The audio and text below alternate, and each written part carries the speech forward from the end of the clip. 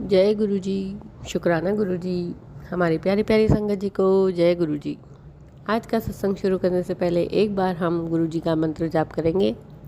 ओम नमः शिवाय, शिव जी सदा सहाय। ओम नमः शिवाय, गुरु जी सदा सहाय। आज का सत्संग हमें एक आंटी जी ने व्हाट्सएप पर रिकॉर्ड करके भेजा है, तो आज का सत्संग हम उन्हीं की आवाज़ में सुनेंगे। तो चलिए सत्संग को शुरू करते हैं। जय गुरु जी। शुक्राना गुरु जी। हर पल का शुक्राना, हर बेले का शुक्राना मेरे मालिक। गुरु जी की अपार कृपा का कोई क्या ही बोलेगा, जितना बोले वो कम है। फिर भी टाइम टाइम पर हमारे गुरु जी हमें याद दिलाते हैं कि पुत्र तुझे शुक्राना करना है। और मेरा सिमरन, ये दो ही काम है जो तुम्हें करने हैं, बाकी सारी टेंशन छोड़ दो, आप पे देख लूँगा। मैं गुरु जी की बेटी किरण, गुड़गांव से। ये मेरा चौथा सत्संग है। मेरा लास्ट सत्संग 9 मार्च को किया था। तब से मैंने कोई सत्संग शेयर ही नहीं किया। मैं 2023 अगस्त में गुरु जी से जुड़ी और लाइफ में एक ऐसा ठहराव सा आ गया। 9 मार्च के बाद बहुत कुछ बदला मेरी लाइफ में, इतना कि सब ख़त्म सा हो जाता अगर मेरे गुरुपा नहीं होते। पर गुरु जी तो गुरु जी हैं, उनके आगे तो किसी की ना चली है और ना ही चलेगी। वो तो खुद शिव हैं और अपने संगत बच्चों का पूरा ध्यान रखते हैं। कर्म आपके सख्त हैं तो काटने तो पड़ेंगे ही, शायद मेरे भी सख्त हैं तभी पर गुरु जी तो अपने भक्तों को बिल्कुल भी परेशान नहीं होने देते। सारे मारे कर्म आपे अपने ऊपर ले लेते हैं। कुछ प्रतिशत ही हमें भोगने पड़ते हैं और उसमें भी हम परेशान हो जाते हैं कि क्या हो गया, क्यों हो रहा है, गुरु जी सुन क्यों नहीं रहे हैं। मार्च से मेरी लाइफ में भी बहुत कुछ ऐसे हुआ। मेरे हस्बैंड एक प्राइवेट शिक्षक हैं और हम गुरुग्राम 2023 में आए। पति को एक बहुत अच्छे स्कूल का ऑफ़र मिला और पहले जॉब छोड़कर यहाँ आ गए। उससे पहले हम दिल्ली में एक बोर्डिंग स्कूल में थे। वहाँ भी सब ठीक था, कोई दिक्कत नहीं थी, सब कुछ फ्री रहना, खाना, अच्छा माहौल। फिर भी हस्बैंड को लगा बच्चे की पढ़ाई अच्छी नहीं है। मात्र 5 साल का है मेरा बेटा। बहुत मना किया मैंने कि मत करो आप चेंज, सब कुछ ठीक हो जाएगा, पर नहीं माने और आ गए। यहाँ एक रेंट का घर सब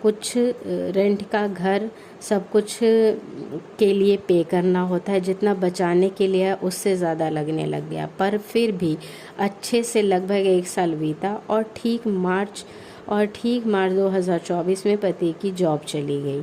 बेटा भी उनके साथ ही उसी स्कूल में था, उसका भी बहुत अच्छा चल रहा था। 1 ईयर का स्कूल एक्सपीरियंस बहुत अच्छा था, पर अचानक जॉब जाने से सब कुछ ऐसा लगा क्या हो गया। अब बच्चे की टेंशन, पति की टेंशन। गुरुजी से बोला कुछ करिए। गुरुजी नहीं होते। हस्बैंड तो बहुत ही टेंशन में आ गए, क्योंकि इन 1 साल में जॉब का धक्का, फैमिली में भी बहुत कुछ ऐसा हुआ। एक साथ दो चीज़ों को वो बर्दाश्त करना उनके लिए बहुत मुश्किल हो गया। पर गुरुजी ने उस टाइम मैंने जब गुरुजी से अरदास की तो 1 वीक बाद जॉब ऑफ़र आया और अप्रैल 2000 में ज्वाइन किया। ये जॉब पहले जॉब जैसी नहीं, कम सैलरी, स्कूल भी बहुत अच्छा नहीं, पर ना होने से अच्छा की है, चल जाएगा और अभी तक चल ही रहा है। बेटे का भी वहीं एडमिशन हुआ, पर पति मेरे सेटिस्फाइड नहीं है। अंकल जी मेरे सेटिस्फाइड नहीं है। सॉरी संगत जी, मैं भूल गई कि हस्बैंड को अंकल और आंटी के नाम से संबोधित किया जाता है।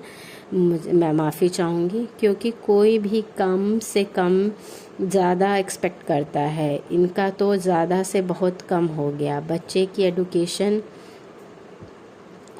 एडुकेशन डाउन हो गई, जिसकी वजह से चेंज किया। इन 7 महीनों में वो एक बार भी वे बड़े मंदिर नहीं गए। उनकी इच्छा ही नहीं होती। पहले तो मैं गुस्सा करती थी, पर फिर सोचा इसमें भी गुरु जी की ही मर्जी है। मैं भी बड़ी मुश्किल से 3 से 4 बार गई होंगी। मानते हैं वो भी गुरु जी को, पर जाना नहीं चाहते। रोज़ अरदास करती हूँ कि गुरु जी से पहले जैसे हमें फिर से एक साथ गुरु को अपने यहाँ बुलाएं। उनका जो मन अशांत है जॉब को लेकर शांत करे। वे अंदर ही अंदर ख़त्म हो रहे हैं और मैं देखकर लाइफ एक जगह रुकी हुई सी लग रही है।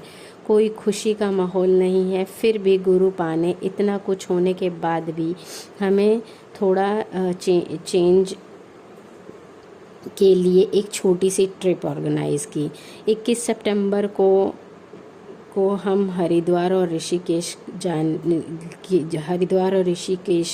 को जाने के लिए तैयार हुए। अपने अंकल जी को कहा तो वो भी जाने के लिए एक बार में ही तैयार हो गए। मुझे लगा शायद अच्छा फील करेंगे, पर आने के बाद फिर भी वो ऐसे ही हैं।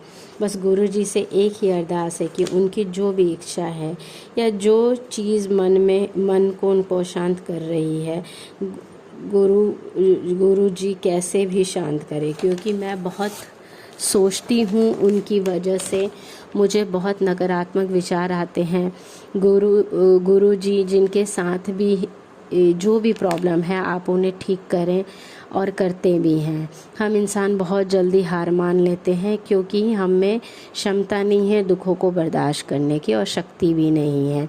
जो भी लाइफ में चेंजेस आए उनका सलूशन तो आपके पास है, और जब समय होगा आप करेंगे। पर तब तक के लिए उतनी पावर दे, उतनी शक्ति दे कि कोई भी बुरी चीज़ हम पर हावी ना हो, और आपकी सेवा सिमरत सत्संग करते रहें।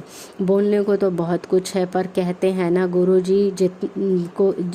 जी उतना ही बुलवाते हैं जितना उनको बुलवाने की ज़रूरत होती है। इसीलिए बोलते बोलते मैं अपने आप ही विराम लगा रही हूँ। गुरु जी सर्वथा भला करें, हमें सबके अंग संग रहें, हमें गलत रास्ते पर और बुरी चीज़ों से दूर रखें। जो इंसान हमें नुकसान पहुंचा रहा है उससे अपने आप हमें दूर करें। इसी के साथ मैं अपनी वाणी को विराम देती हूँ।